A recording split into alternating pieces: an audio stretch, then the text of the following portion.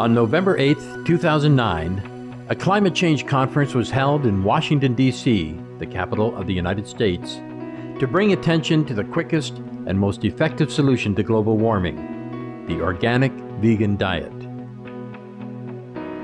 Titled Humanity's Leap to the Golden Era, Washington, D.C. Climate Change Conference, the event brought together experts of science and health, as well as international ambassadors, media members, and artists that included Ambassador Banny de Brum of the Republic of the Marshall Islands, Ambassador Jacques Cross of the Republic of Suriname, Ambassador Isbin Williams of St. Kitts Nevis, Dr. Stephen Schneider, lead scientist of the reports of the Nobel Prize-winning UN Intergovernmental Panel on Climate Change, Dr. Michael Greger, Director of Public Health and Animal Agriculture for the Humane Society of the USA, and author of Bird Flu, a Virus of Our Own Hatching, Dr. Ruby Lathon, Nutrition Policy Manager of the Physicians Committee for Responsible Medicine, Dr. Peter Carter,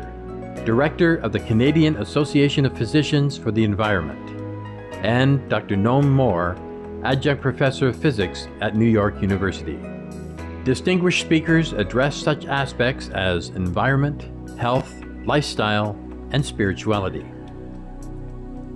In addition, engaging video messages on the need to address global meat consumption were contributed by esteemed figures including former Indian Environment Minister Maneka Gandhi, former European Parliament member Jens Holm, and leading American nutrition researcher Dr. T. Colin Campbell.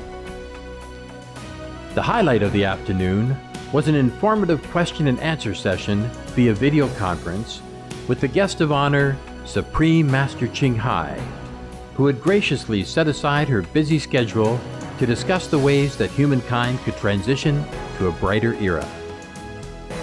We now invite you to join us for Part 8 of the 10-part rebroadcast of the live video conference with Supreme Master Ching Hai, titled Humanity's Leap to the Golden Era, Washington, D.C. Climate Change Conference on November 8, 2009 in Washington, D.C., USA.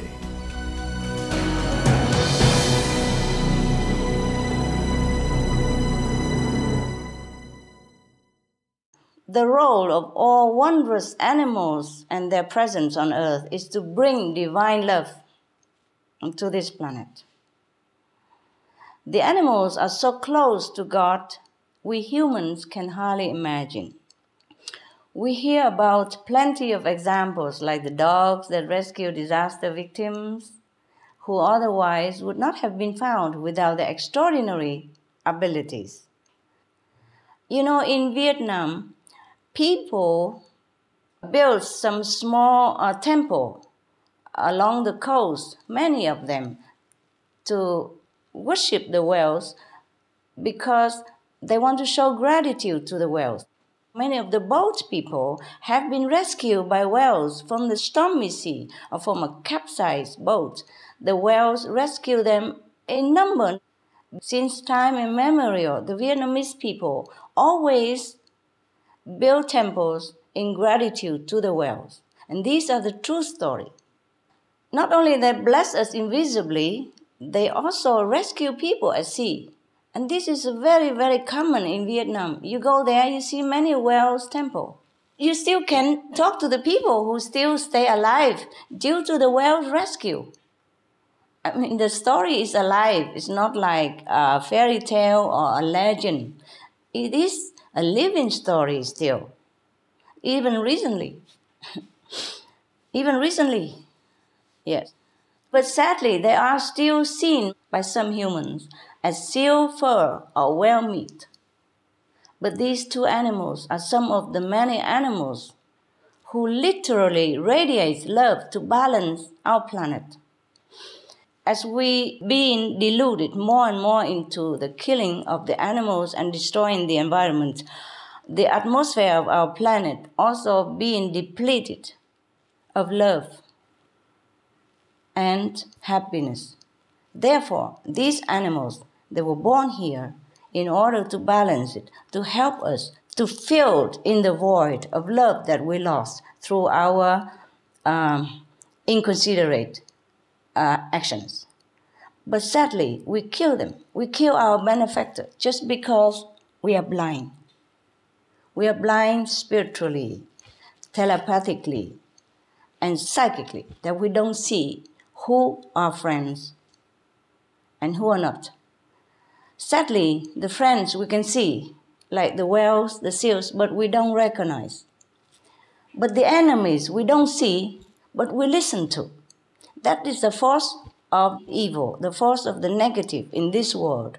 We don't see the force, we don't see that power, we don't see it manifested, personified, but we listen to it daily. So we do many wrong things that we regret. Or at the time of death, we regret. Because at that time we can see whatever wrong things we do, just like watching cinemas. And we feel very sorry that we have done such things due to not knowing, due to being misled. So these animals, they are really our friends, they are our benefactor. But many of us kill them. If we can contact some of the best animal communicators, they would tell you that whales are the greatest love. They house the greatest love of the divine for our planet. Seals also. In one of the conference last time, I have told the audience about different quality of love of different animals, and whales and seals are one of the few, number one in loving power. Now, that's not me who say that. It is through meditation, and I have been informed like that. So, if we kill these beings, we really killing ourselves. We take out the balance that greatly needed at this time, especially at this time in our dire situation. Now, if we let them live, then they will be able to bring back to earth the powerful, unconditional love, like that of the mother for her child, and they do their noble mission knowingly. They knowingly do it. Second question, do the roles and relationship of animals with human beings deeply connect us further? Yes, of course, sir, of course, yes. Because the animals are very pure. They are already connected with the higher source of the divine. So we can learn so much from them. The animal does not have to be large. It could be an ant, which is noted scientifically for his intelligence, or a rabbit. Rabbit is also a powerhouse of love, almost next to the whale, yes, for example. Or even a chicken. You may be surprised. There was a Finnish painter, who told us that when he was feeling down because his day didn't go well, the chickens in his backyard came and sat in front of him. And just by looking at them, he got a sudden energy boost and feel better. Yeah, try it yourself. Rescue some chicken from the battery farm and try look at them. Thank you. Now, some people also report remarkable experiences with marine mammals like the dolphins, saying that just contacting them once in a while lifted them out of their depression or nervous breakdown even. And some researchers have even noted a shift in people's brain waves for the better, for more positive, following dolphin encounters. So this has been proven, with lasting changes that include more creativity and even strengthened immune system. Imagine that. Just contact them once a while. So, how is that animals are helping us to reach the golden era? It is through their unconditional, benevolent love and merciful nature, Mr. Cantor. I'm sure you know this, or at least you feel it. And their absolute forgiveness, no matter what humanity has done to them. You see, for example, the whale in Vietnam, the big whale that rescued the fishermen in Vietnam, they do know that these are fishermen. They do know that they kill fishes for a living, but they still rescue them at sea when the fishermen are in danger. You see, absolutely unconditional, unjudgmental. This is the love that we humans also house in our heart, but we have suppressed it because the substance that we took into our body doesn't help us to develop more of our divinity, but on the contrary, destroy it, or at least suppress it, damage it. So now we have to reclaim it again. Now, speaking of the quality and the unconditional love, I must say something about honoring this love from the animals. For all the generosity of spirit and blessings that they bring into our lives, how do we have the heart to kill them and eat them, enjoy their suffering? You must know this, Mr. Cantor, since you are already vegetarian. I appreciate that. God bless you. Thank you, thank you. For anyone who is not yet vegetarian or who has not understood why, please inform yourself of the unimaginable, utterly cruel, and utmost inhumane treatment involved in meat and dairy production or fishing even, as well as lab experiments or the animal fur industry. If we really connect with the animals, or if we really don't shut down our innate feeling, we will also feel their suffering, which is caused almost exclusively by humans. So please, I ask you, go and find out what really happens to the animals in those slaughterhouses. I would call it mass murder house. If you do, it's likely that they will no longer end up on your plate. The unimaginable, horrendous treatment of the babies, baby cows even, baby seals, baby chicks, will make you shudder with horror. Even the egg industry has blood on its hands. If you would like more information, there is a show on the Supreme Master Television called Stop Animal Cruelty Program on Supreme Master TV at www.suprememastertv.com/stop-animal-cruelty, as well as other information concerning humans, animals, and saving our planet, etc. We don't like to think of ourselves as cruel, much less brutal, especially for something like a hamburger or a piece of bacon. But these are the facts. Animals are utterly cruelly mistreated day in and day out to feed the very industry that supplies all the meat consumed by humans. In news just a few days ago, an undercover video sponsored by the Humane Society of the United States recorded the treatment of baby calves, some barely a few days old. As these animals were being led to their murder, many of them are so weak by the bad treatment and the condition they live in that they could not walk or they're too young to walk. They were kicked, beaten repeatedly while laying down, and there were dosed with water to increase the pain of electrical shock, and even skinned alive. Can you imagine that we do these things?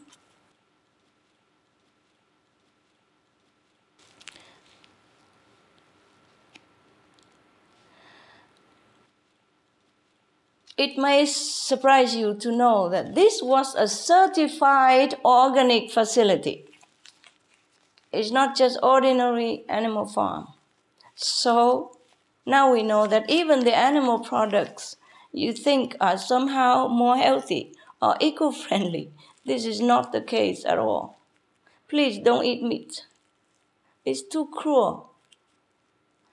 In another discovery undercover recording, baby male chicks were being sent by the thousands down a conveyor belt to a giant meat grinder alive. Can you imagine the little chicks like this? So beautiful, so cute. And they do this. We humans do this to them. In this factory alone, over 150,000 of the tiny baby chicks are ground up alive every day for dogs' meat or whatever meat. All because the male chicks cannot lay eggs, so don't make profit for the industry, so they grind them alive. Can you imagine? If anyone do not believe in hell, please go and see these places. Then you will know hell exists right here on our planet. These factories also supply the so-called free-range eggs. Some people think that eggs do not require the loss of life, but they do, very much so. And then there are the horrifying conditions of the pigs, which are extremely clean animals, by the way, scientifically proven. But these intelligent, sensitive beings are locked in crates so small they can't even turn around all their miserable life. But the worst is their actual death process. You see, oh God, I have to tell you, but it's heart-wrenching.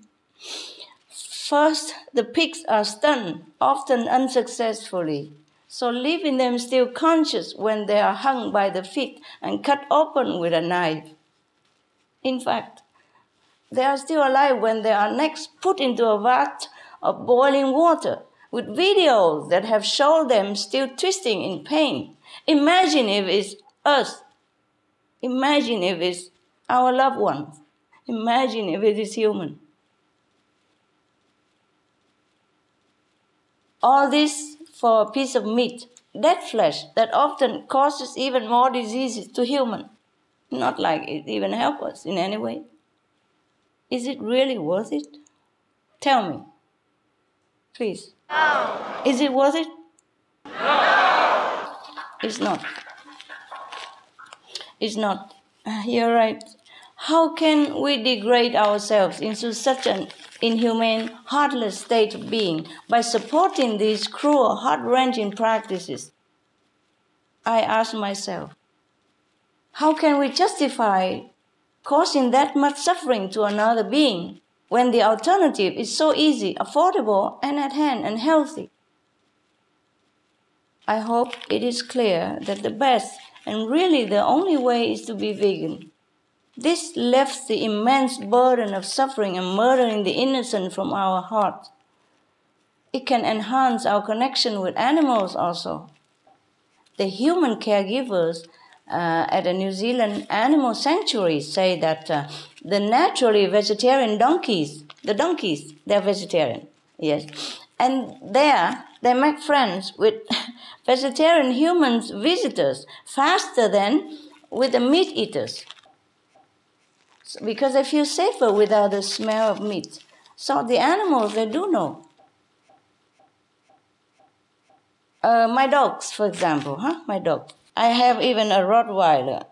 You know Rottweiler reputation, right? Yeah, okay. Whenever I took him to our group meditation places, you can see it on video also. I'm not making story to glorify my dog. His name is Goody. When I adopted him, I say, Goody, your race is a Rottweiler, and I heard that you don't have good reputation as a race of dog. So I named you Goody, and you're going to be a very good dog so that you can redeem the reputation of the Rottweiler. Wait, it's okay, huh? So I named him Goody, and he's very good ever since. Whenever I bring him to our group meditation, you know our group is all vegetarian, all vegan, and meditation and all that. Supposed to be good, no killing, no drinking, no gambling, no for adultery, no stealing, no lying, yeah? You know that. So whenever he go into this group of people, no matter thousands or hundreds, he run around them, licking them all over and asking them to hold his hand or hug him or jump on them, whatever. He does that to numerous of people, whoever. Men, women, children, and old and young alike. Because he feel good, safe there, I reckon. Now, You don't have to be animal communicator to see this, that he feels good within our group. Now, when I took him out, sometimes in a restaurant, which is a non-vegetarian restaurant, it's difficult to find always in my travel the vegetarian restaurant, but I go in there to eat vegetarian. And I sometimes encourage my people to go in a non-vegetarian restaurant to eat vegetarian food, to remind them to keep cooking more and more vegetarian for more people. Because vegetarian restaurant, they already know. So I went often into a non-vegetarian restaurant if I have to go out. Then sometimes I bring my dog. Whatever dog I bring. Okay, now we talk about Rottweiler. We talk about that race. Yeah, he's been so good with hundreds or thousands of my association members whenever he's among them. But I bring him out just into a non-vegetarian restaurant. And the owner of the restaurant, because he knew me, he came and talked to me. He just go just like 2 meters near me only. He jumped right in the middle between me and the owner of the restaurant. The owner is still alive. If you want, I can ask him. He jumped right in the middle and sit up straight and look at him and growl at him already. Growling only. Huh? I said, no, don't do that. So the Rottweiler was quiet. Then the man think he could approach me a little further. He just take one more step and he stood up. The Rottweiler stood up and said, no more. He protects me that much.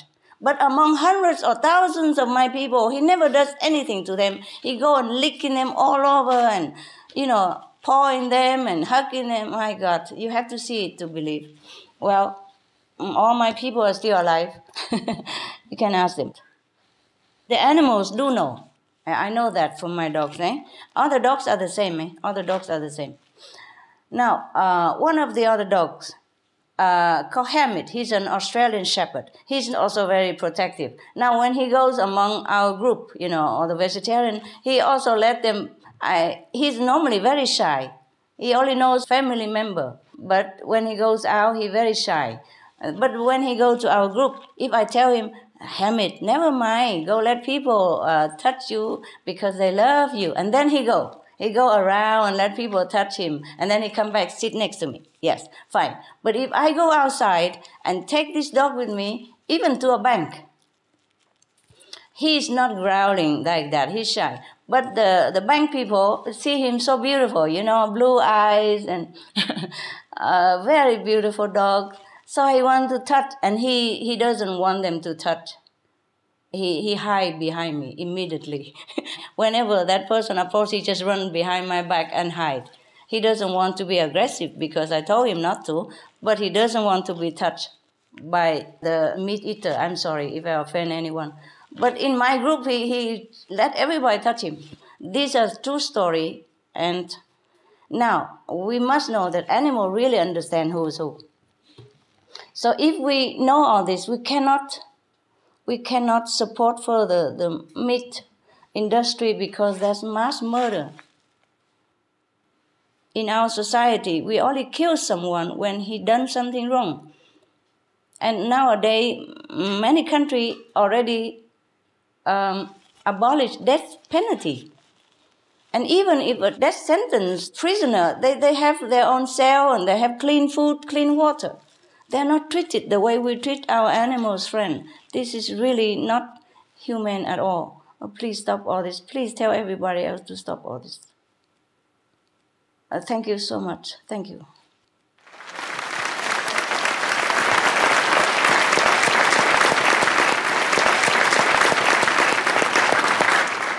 Thank you, Supreme Master Ching Hai, for reminding us how noble our animal friends are and how they contribute to the loving balance of this world.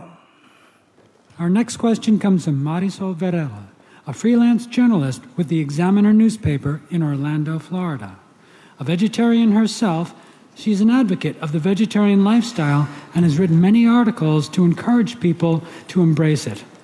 Yes, good evening, Supreme Master. I'm very happy to be here and to have been invited to this event and to have the opportunity to go back home and inform everyone who didn't have the same opportunity as me about all the benefits that come from living in this healthy lifestyle.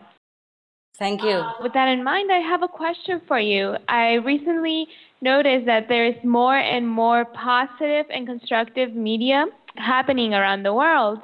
That's And right. there are websites that provide only the good news and television stations as well.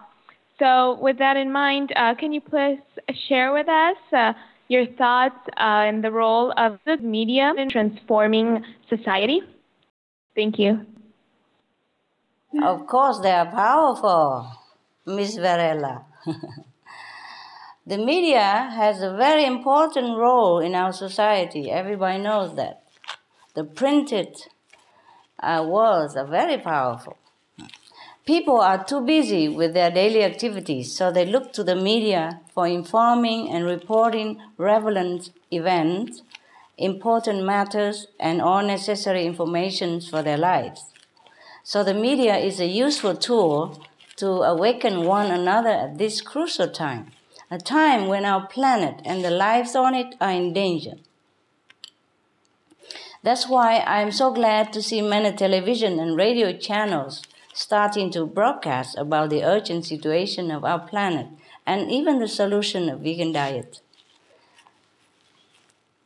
which is the switch, that we have to make. Very small change. A piece of meat out, vegetarian protein in. That's it, just a small change. Everyone can afford. And it's cheaper, healthier.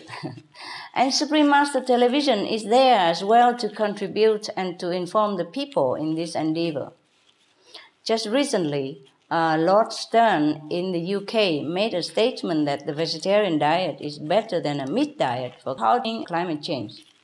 And the world media came to discuss the topic more actively, almost on every station.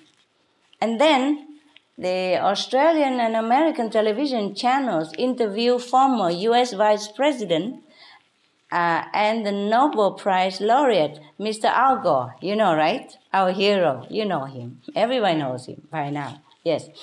They asked him, the journalists, the reporters, asked Mr. Al Gore to talk about the vegetarian solution as a means to halt global warming, which he recognized as important in curbing global warming. He recognized that. He said that he cut back on animals' diet very sharply. And he said that vegetarian diet definitely is a solution to curb global warming. So the media helps a lot to point people in the direction of the solution. In fact, the most urgent role of the media right now is to become vegan themselves, compassionate, noble, and doing good deeds, and to inform people of this urgent action. They should be an example, the media. Now we also see that the public is responding with enthusiasm to spiritual topics like meditation, yoga, alternative living, vegetarianism. Yeah, they want to know more about science and spirituality. We are, as a race, the whole humanity, becoming more spiritually minded and reaching beyond just the limited, ephemeral physical realm for something greater, nobler, and higher. I'm so glad we are in this trend. Yeah. And the media is a huge, huge help in reminding people to go in this upward direction. But still, our evolution has been a bit too slow, don't you think? Yes. It's too slow, eh? Yes. So, I also look for hope in the good media people such as yourself, Miss Beautiful. And if I may humbly urge you to encourage people through your work to become vegan, to save human lives, animals' lives, and the environment. Because the vegan diet, though simple, is the giant stepping stone that would bring us higher in our evolution. Besides, time is running out for our planet. We must act fast to save lives. So the media has a very great, heroic, noble role to save the world at this moment in our history. And while saving lives, The media also can save the loving, noble quality in human hearts as well. Do you see how great and noble the role of the media is? Thank you, Ms. Varela, for being a vegetarian yourself. God bless you and your company.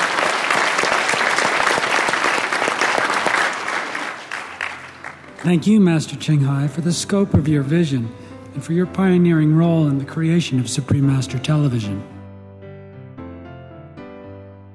Some of the benefits of a vegetarian diet: lowers blood pressure, lowers cholesterol levels, reduces type 2 diabetes, prevents stroke conditions, reverses atherosclerosis, reduces heart disease risk 50%, reduces heart surgery risk 80%, prevents many forms of cancer. Stronger immune system, increases life expectancy up to 15 years. Higher IQ, saves 70% of a total cost of $40 trillion for reducing global warming. Uses 4.5 times less land to grow food. Conserves up to 70% clean water. Saves 80% of the cleared Amazonian rainforest from animal grazing. A solution for world hunger. Free up 3.4 billion hectares of land. Free up 760 million tons of grain every year, or half the world's grain supply.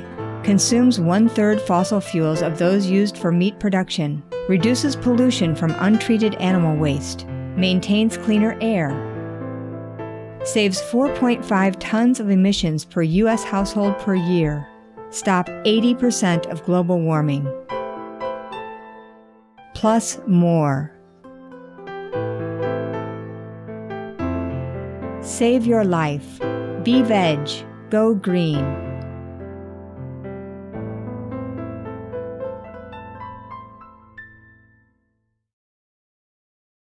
I hear the message clearly in regard to the impact of animal husbandry, of animal farming on the environment, and I believe that most who are here are already converts to that idea.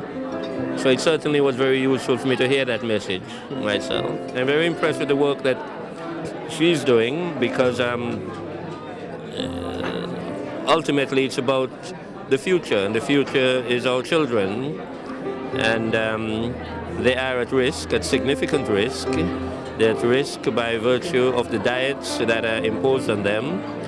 And so I think it's very important that all this kind of information be made available to as many people as possible.